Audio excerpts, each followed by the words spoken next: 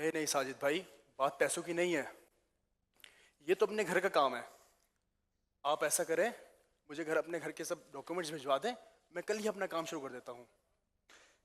यही तो मसला है, जब तक वो इस दुनिया से जाएंगे नहीं डॉक्यूमेंट्स नहीं मिल सकते। ना मरते हैं ना जान छूटती है।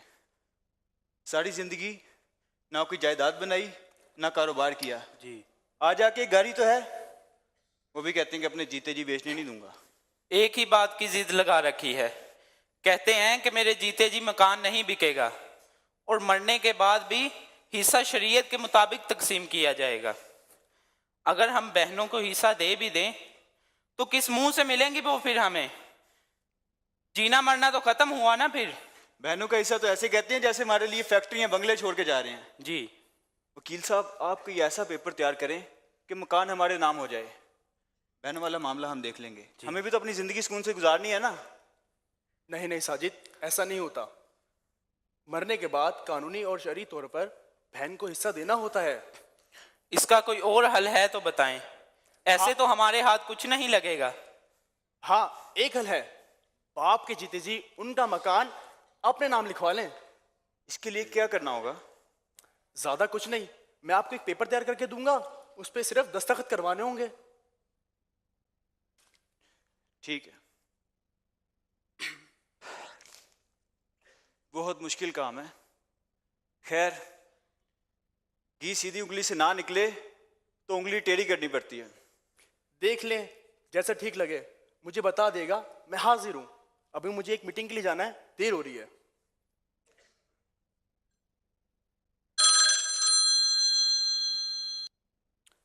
अस्सलामु अलैकुम।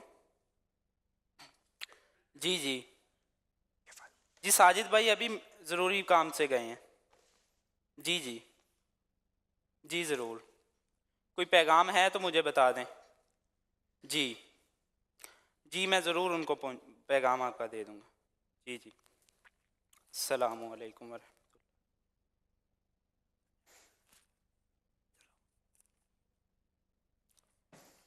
मेरी बात तो सुनो बेटा, ऐसा न कर, मैं आपको बोल रहा हूँ ऐसा न कर, उनको जो है तंग न कर, मैं तुम्हें बोल रहा हूँ।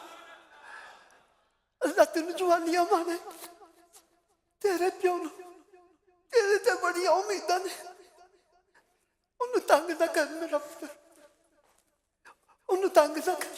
मेरी बात सुन, बात सुन मेरी। मुझे कोई बात नहीं सुननी, मुझे कोई बात नहीं सुननी। इस पे साइन करें और मकान मेरे नाम करें। बेटा मरने के बाद सारा कुछ तेरा ही है बेटा, तेरा ही। अगर ये बात है तो बहन को इसमें कोई हिस्सा नहीं मिलेगा, उन सबको बता दें। बहनों का हिस्सा होता है बेटा, होता है बहनों का हिस्सा। जब शरीयत ने उनको हक दिया है तो हम कौन होते हैं उनका हक छीनने वाले? उनका जो हक बनता है ना मेरा पुत्र, उनको दे दो। जो तुम्हारा हक है वो तुम लोग रख लो, तुम लोग रख लो। मैं कहता हूँ घर का सुकून बर्बाद ना कर मेरा पुत्र, घर का सुकून बर्बाद। मैं घर का सुकून बर्बाद कर रहा हूं? मैं जगरा, आप सब लोगों ने मेरी बात ना मान के शुरू किया। बहन की शादी की, उसको जहेज दिया, सारी जिंदगी वो इस घर में सुकून से रही, किसी चीज की कमी नहीं आने दी। अब मकान में भी हिस्सा देना होगा। अजीब दिमाग खराब करके रखा हुआ है आप लोगों ने। नहीं बेटा, दिमाग खराब, ठंडे ज़हन से सोच। तियां तिहानियां होती, घर वाले कहते हैं बुराइयां होती हैं। जब शादी हो जाती है वो कहते हैं बुराए घर से आई है, ना उनका वो घर ना उनका ये घर। तियां तिहानियां उनका हक बनता है बेटा। जब कुरान ने हमें ये तालीम दी है कि किसी का हक नहीं रखना चाहिए, तो जो मेरा बेटा उसका हक बनता है ना उसको दे दे। मेरे मरने के बाद ये सब कुछ आपका ही तो है ना, सब कुछ आपका है। मैं कहता हूँ उसको छोड़ दे, जो उसका हक बनता है उसको दे दे। ये सब कुछ इधर ही रह जाना है पुत्र, इधर ही रह जाना है सब कुछ। एक एक करके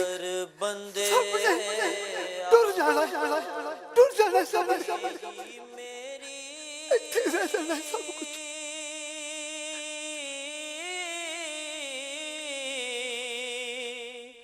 نہ میری نہ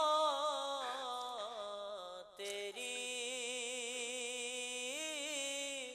اے دنیا چار دہاڑے اے جوگی والی پھیری اے دنیا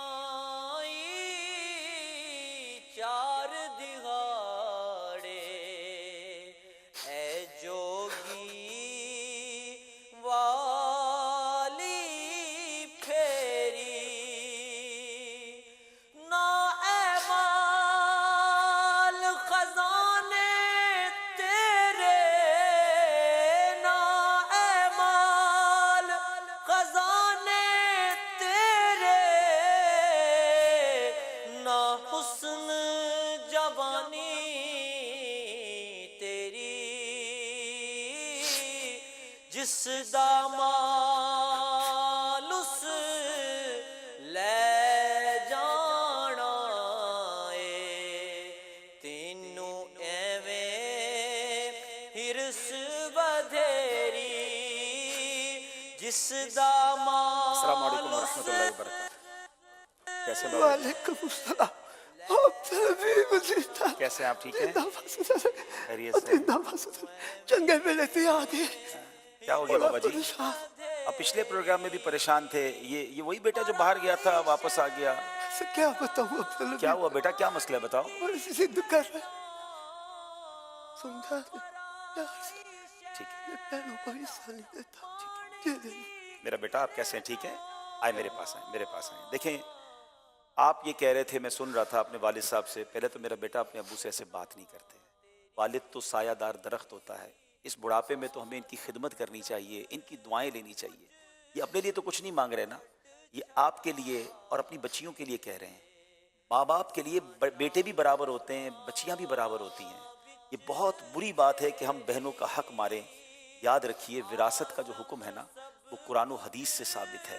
یہاں موجود اسلامی بھائیوں سے، مدنی چینل کے ناظرین سے بھی بات کرنا چاہوں گا. یہ وبا بڑی بڑھتی جا رہی ہے کہ لوگ کہتے ہیں جناب ہم نے بہنوں کا حق نہیں دینا، بھائی اپنی بہنوں کا حق نہیں دیتے.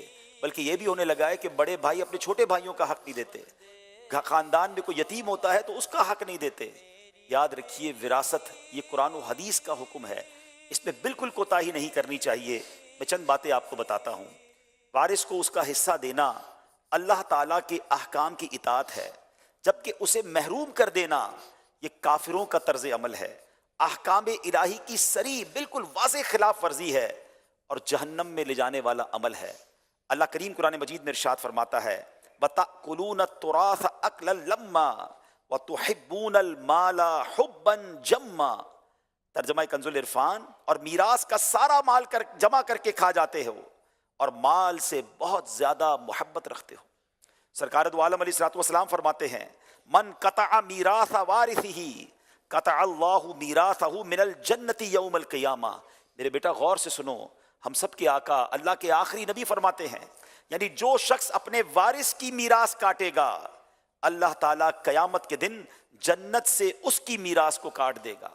آج میں کسی کا مال دبا لوں اور مجھے جنت میں جانے سے ہی روک لیا جائے، اس مال کا کرنا کیا ہے؟ ارے بہنیں تو بھائیوں کا مان ہوتی ہیں، ان کو حق دیجئے، اللہ آپ کے مال میں برکت ڈال دے گا. وراثت کے مسئلے میں سنگین ترین صورتحال یتیموں کو وراثت میں محروم کرنا ہے، انہیں حصہ نہ دینا ہے. اللہ تعالیٰ قرآن مجید میں ارشاد فرماتا ہے ان الذین یأکلون اموال الیتامی ظلما انما یأکلون فی بطونہم نارا وسیصلون سعیرا. آسان ترجمہ قرآن کنز العرفان، بے شک وہ لوگ جو ظلم کرتے ہوئے یتیموں کا مال کھاتے ہیں وہ اپنے پیٹ میں بالکل آگ بھرتے ہیں اور ان قریب یہ لوگ بھڑکتی ہوئی آگ میں جائیں گے. ہم کیسے جہنم کی آگ کو برداشت کر سکیں گے؟ اگر پیٹ میں آگ بھر لیں گے تو برداشت کیسے ہوگا؟ حضرت ابو سعید خدری رضی اللہ تعالیٰ عنہ سے روایت ہے رسول اکرم صلی اللہ تعالیٰ علیہ وسلم نے ارشاد فرمایا میں نے معراج کی رات ایسی قوم دیکھی جن کے ہونٹ اونٹوں کے ہونٹوں کی طرح تھے، ان پر ایسے لوگ مقرر تھے جو ان کے ہونٹوں کو پکڑتے پھر ان کے منہ میں آگ کے پتھر ڈالتے جو ان کے پیچھے سے نکل جاتے. میں نے پوچھا ہے جبرائیل یہ کون لوگ ہیں؟ عرض کی گئی یہ وہ لوگ ہیں جو یتیموں کا مال ظلم سے کھاتے ہیں. ہم کیسے یہ جہنم کا عذاب برداشت کر سکیں گے؟ اے میرے پیارے اسلامی بھائیوں، مدنی چینل کے ناظرین، یہ تو ہم نے ایک فرضی خاکہ کیا ہے، مگر دل دکھتا ہے جب یہ باتیں سنتے ہیں. ہمیں لیٹر آتے ہیں، میسیجز آتے ہیں، ان بہنوں کے میسج آتے ہیں کہ ہمارے پاس کھانے کو نہیں ہے، ہمارے بھائیوں کے پاس فیکٹریاں ہیں، گاڑیاں ہیں، مگر کہتے ہیں تمہیں وراثت میں حصہ نہیں ملے گا. آج نہیں دو گے کل کیسے جواب دو گے؟ یتیموں کا لوگ مال کھا جاتے ہیں. بھائی اگر والد کا انتقال ہو جائے تو بڑا بھائی اپنے چھوٹے بھائیوں میں حصہ تقسیم نہیں کرتے، ان کی رضا کے خلاف کام کر رہے ہوتے ہیں، اور بعض اوقات کرتے بھی ہیں تو اپنی حساب سے کر لیتے ہیں. ایسا نہ کریں. یہ خاندان، یہ بھائی بہن تو ہمارا خون ہے. پتہ ہے ماں باپ کو کتنی تکلیف ہوتی ہوگی ان کی روح کو کہ ان کے دنیا سے جانے کے بعد بھائی بہن آپس میں صرف چند پیسوں کے لیے لڑ رہے ہیں. خدا را ایسا نہ کریں، دل بڑا کریں. میں آپ کو پھر مشورہ دیتا ہوں، یہ وہ معاملات ہیں جو ہم خود سے حل نہیں کر سکتے. ہمیں علماء کرام سے، مفتیان کرام سے رجوع کرنا چاہیے. آپ کی دعوت اسلامی آپ کو آفر کرتی ہے، آئیے ہمارے دارالافتاء اہل سنت میں. آپ چل کر نہیں آ سکتے، آپ ہمیں ای میل کر سکتے ہیں، آپ ہمیں فون کر سکتے ہیں، آپ ہم سے رابطہ کیجئے. آپ کو آپ کے پورے خاندان کی وراثت کا پورا حساب ہم بنا کے دیں گے. مگر ایک نیت کر لیں، ایک ایک روپیہ وارثوں کا ہم دیں گے، کسی کا حق نہیں دبائیں گے. یہ مال حرام ہے، جہنم میں لے جانے والا کام ہے. تو میرے بیٹا اب آپ بھی نیت کر لیں کہ انشاءاللہ اپنی بہن کو انشاءاللہ حصہ دیں گے. ابو سے معافی مانگے بیٹا، ابو کا ہاتھ چومیں. بابا جی یہ تہاڈا بیٹا ہے، انشاءاللہ اب فرما بردار ہو جائے گا. آپ دونوں پھر قافلے میں سفر کریں انشاءاللہ، ٹھیک ہے؟ ماہ قافلہ چل رہا ہے، آپ اس شکرانے میں ان کو قافلے میں لے جائیں. یہ بہن کو حصہ بھی دے گا اور انشاءاللہ آگے جا کے اللہ آپ کو حیاتی دے، اس کے بعد اپنی بہنوں کا خیال بھی رکھے گا. ماشاءاللہ، بہت بہت شکریہ. انشاءاللہ اللہ سلامت رکھے. بہت شکریہ، جزاک اللہ. نہ میری نہ ہائے ہائے تیری، اے دنیا چار دہاڑے، اے جوگی والی پھیری. بڑے بڑے مسائل ہیں ناظرین. پراپرٹی کا ریٹ نہیں آ رہا اس لیے نہیں بیچ رہے ہیں. ایک بھائی بیچارہ، میں خاندان کو جانتا ہوں، ان کے والد صاحب کروڑوں روپے کی جائیداد بیچ کر چھوڑ کر گئے. بڑے بھائی کہتے ہیں ہم نے ابھی نہیں بیچنی کیونکہ جناب ابھی ریٹ نہیں آ رہا ہے. کئی سال گزر گئے ہیں. ان میں سے ایک بھائی انہی کی فیملی کا رکشہ چلاتے چلاتے دنیا سے چلا گیا. کروڑوں روپے والد نے چھوڑے تھے، مگر بھائی بہنوں میں اتفاق نہیں ہے، شریعت کے معاملات پر عمل کا ذہن نہیں ہے. کیا کریں گے ایسا مال؟ خدا کے واسطے شریعت کے حکم کو مانیں. یہ اللہ رسول کا حکم ہے. اور جائیے علماء کرام کے پاس. فوراً اگر کسی کا انتقال ہوتا ہے تو اس کے تمام جو ترکہ ہے اس کو علماء کرام کو بتائیں کہ یہ میت نے چھوڑا ہے.